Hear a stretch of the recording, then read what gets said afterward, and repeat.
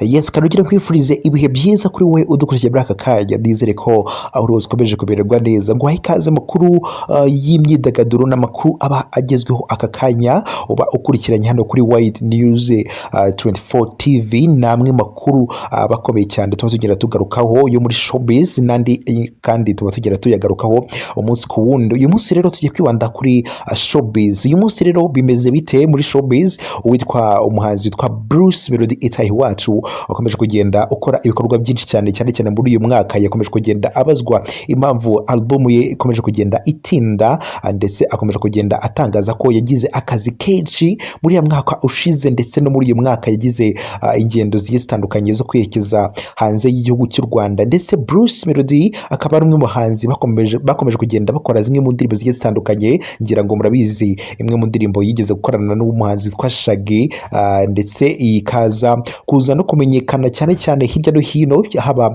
no ku ruhande cyangwa se no muri Leta Zunze Ubumwe za Amerika, aho rero yagiye kuyintroducinga mu biganiro byaho byo mu bitangazamakuru bigiye bitandukanye. Uyu muhanzi rero Bruce Melodie akaba yatangaje zimwe mu mpamvu zatumye album ye ikererwa kugeza rero ubu ngubu. Iyi album ikaba izagaragaraho zimwe mu ndirimbo zigiye zitandukanye, harimo Sowento, imwe mu ndirimbo rero Sowe, amwe mu ndirimbo yaje gukora ikaza kumenyekana ikaza no gukundwa, ndetse kugeza magingo aya umuhanzi Bruce Melodie yasohoye indi ndirimbo nshyashya ayita iyo foto, imwe mu ndirimbo yakoranye n'umwe muhanzi bahoze mu itsinda rya Sauti Sol witwa BNA. Imwe mu ndirimbo rero nziza cyane ikomeje kugenda ikundwa n'abantu batari bakeya cyane. Kugeza rero amagingo aya uyu muhanzi witwa Bruce Melodie akomeje kugenda akora ibikorwa byinshi bigiye bitandukanye, ndetse uyu muhanzi ntawahamya cyangwa se ntawe ushobora guhakana ko ari umwe mu bahanzi bamaje gufata urwego rukomeye cyane mu byerekeranye n'umuziki hano mu Rwanda. Ndetse uyu muhanzi yagiye akora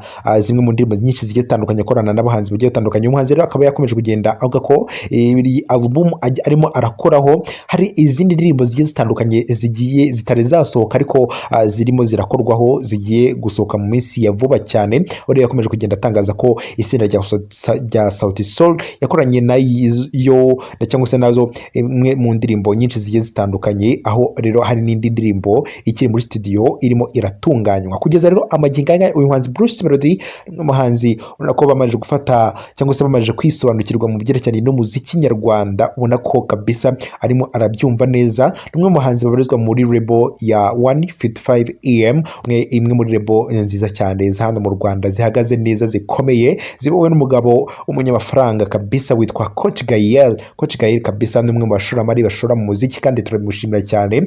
Akaba hari abahanzi benshi cyane yagiye afasha azamura. Kugeza ubu ngubu 155 ikaba ibarizwamo bamwe mu bahanzi bagiye batandukanyamo uyu muhanzi Bruce Melodie, harimo Ken Soul, harimo Element, harimo n'umuhanzi witwa Ndera, ndaza kumabwira nimugeraho.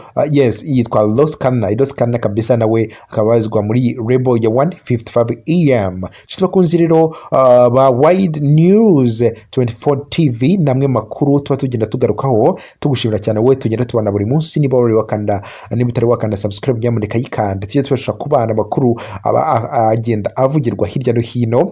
Rero tujye tubana buri munsi, kandi subscribe kandi no kunzogera tujye tubasha kubana makuru n'ibiganiro byacu. Ndagushimiye cyane, tujye twongera kubona amasaha ari imbere tubagezeho n'andi makuru ari buze kuba agezweho ako kanya. Reka ngushimire cyane kuba twabanye muri amakuru.